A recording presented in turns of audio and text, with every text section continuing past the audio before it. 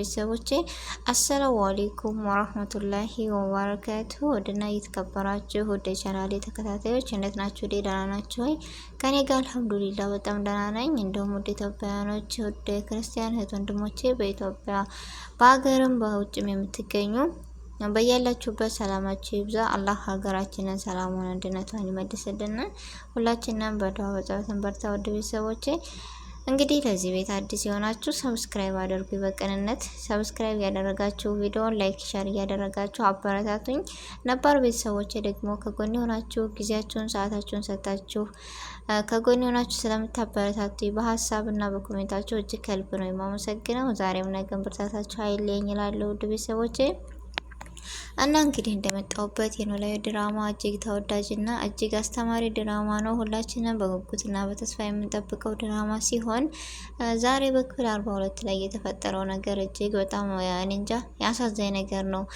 እኛም ራሱ በጉጉት እየጠበቅን ይሆናል አይደለ? ዛሬ ከነገ ተዋወቁ፣ ዛሬ ከነገ ተዋወቁ እያልን ነበር። ግን ድራማው ወዴት እንደሚሄድ አናቅም። እጅግ አስተማሪ ነው። ከዚህ ላይ ብዙ ነገሮችን ብዙ ነጥቦችን ይዘን መሄድ እንችላለን ወይም ማለፍ እንችላለን። ግን የሀና ለቅሶ ይብቃ። ሀና ደግሞ እውነቱን ብትናገር ኖሮ ይህ ሁሉ ባልደረሰ ከመጀመሪያው እስካሁን። ግን ነገሮችን እንጃ ዝም ከምትናገር ይልቅ በዝምታ የምታልፈበት ብዙ አጋጣሚዎች ይኖሯታል። ግን አትናገርም። በዝምታ የምታልፋቸው ነገሮች ይበዛሉ። ዝምታ ደግሞ አንዳንድ ጊዜ ይጎዳል። ጥሩ ቢሆንም ግን መናገር ባለብን ነገር ተናግረን ዝም ማለት ባለብን ነገር ዝም ማለት ተገቢ ነው ብዬ አልፋለሁ እንደራሴ። የእናንተን ባላቅም እና እዚህ ጋር እንደምታዩት ወይዘሮ ሜላት ምን ይመስላችኋል? እዚህ ጋር ስታው የአይናችሁን አይታችሁ ሰላም ለወይዘሮ ሜላት ስትነግራት የሆነችውን ሁኔታ እስኪ ባይናችሁ ፍረዱ። አውቃ ትቀበላታለች ወይስ አትቀበላትም? እርግብ ደግሞ ሀንዬን ታስፈራራታለች። እርግብ ተባይዋ ለገንዘብ ስለሆነ እየመጣችው ራሷ እኮ ብላለች፣ እኔና አሁን ይቺ ድንቢጥ ከምናችን ነው የሚመሳሰለው እያለች ራሷ እያወራች አክስቴና እኔ ያለቀልን እያለች ነበር። ባዩሽና እርግብ የሚባሉ ሰዎች ግን በነገራችን ላይ ለጥቅም ብሎ እንደዚህ የምትወዳትንና የምታከብራትን ጓደኛዋን በደካማ ጎኗ ገብታ እንደዚህ ማድረግ እጅግ በጣም ያማል፣ ከባድ ነገር ነው። ስለዚህ የልኳን ማግኘት አለባት፣ የስራዋን ማግኘት አለባት የምትሉ ሁላችሁም በዚህ ድራማ እናትና ልጅ እውነቱ ወጥቶ የዲኤም ምርመራ ካልተካሄደ ሁላችንም አናይም ይሄን ድራማ። እጅግኛው ራሱ በጉጉትና በተስፋ እኮ ገደላችሁን እንዴ!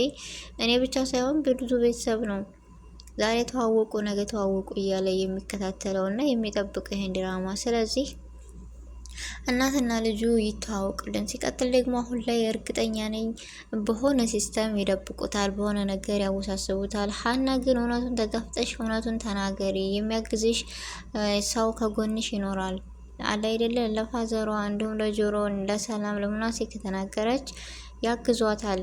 እርግጠኛ ነኝ በዚህ ላይ ከጠነከረች ሀና የዲኤም ምርመራ ይካሄድ ሲባል ልጇ ወይዘሮ ሜላት ሀና እንደሆነች ታውቃለች። ለምን የዲኤም ምርመራ ካልሄደ እንዴት በይች ፎቶ አሁን ሰርቃይ ነው ምናምን ብትል ግን ወይዘሮ ሜላት እርግብን ላለማጣት የፈለገችውን ማድረግ ጥፋትን ብታጠፋ ራሷ አጥፍተሻል ብላ የመናገር መብት የላትም። ለምን ታውቃላችሁ? የእናትነት ስሜት ልጅና ብላ ስለተቀበለቻት አሁን ላይ ምንም ነገር መናገርና ምንም ነገር ማድረግ አትችልም። ስለዚህ አሁንም ልታምናት አትችልም። ነገር ግን ሰላም ታግዛታለች ብዬ ተስፋ አለኝ። እንዲሁም ሀና በዚህ ያለቀሰችበት ስሜት ምንድን ሆኖ ነው? ምን ተከስቶ ነው አለ አይደል? ወይዘሮ ሜላት ናት ወይስ እርግብ ነች እንደዚህ ያስከፋቻት? እኔ እርግጠኛ ነኝ እርግብ ነች። የሆነ ነገር ብላት ወይም የሆነ ነገር አድርጋት እንደዚህ ልታለቅስበት የቻለችው ሀና። የሀና ለቅሶ ይቆም። ሀና ማለት ጠንካራና ብርቱ ለአባቷ የምትቆም ጎበዝና ንጹህ የተማረች ልጅ ነች። ስለዚህ ከሁሉም ሳደረስ እኔ እንጃ አሁን ብላሂ እንዴት ነው የምትኖረው? ሀና እኮ እውነቱን አውቃለች። እናቴ ወይዘሮ ሜላት ናት ማለት ነው ብላ ነገሮችን አውቃለች። ለአባቷም ልትናገር አልቻለችም። ግን ምን አለ ለአባቷ ብትነግረው? አባቷ ራሱ ውስጡ እየፈራ ነው ያለው አሁን ላይ አለ አይደል? ባመጣሽው ገንዘብ ነው ምናምን እያለ ነበር። ግን አይደለም እሷ የእናቷንና ቤተሰቦቿን ስላገኘች ያን ነገርስ እንዴት ብላ ነው የምንነግረው? ለእሷ ራሱ በጣም ከባድ ነው።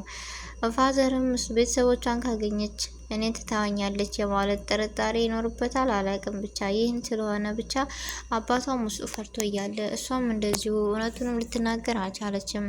እንደኔ ግን ሀና እውነቱን ተናገሪ፣ ለአባትሽም አታስጨንቀው። ከበሽታው ላይ በሽታ የሆንሽበት አሁን ያንቺ ጭንቀት ነው። ስለዚህ ለፋዘርሽም ንገሪው፣ እውነቱንም ተናገሪ ቤተሰቦችሽን እንዳገኘሽ።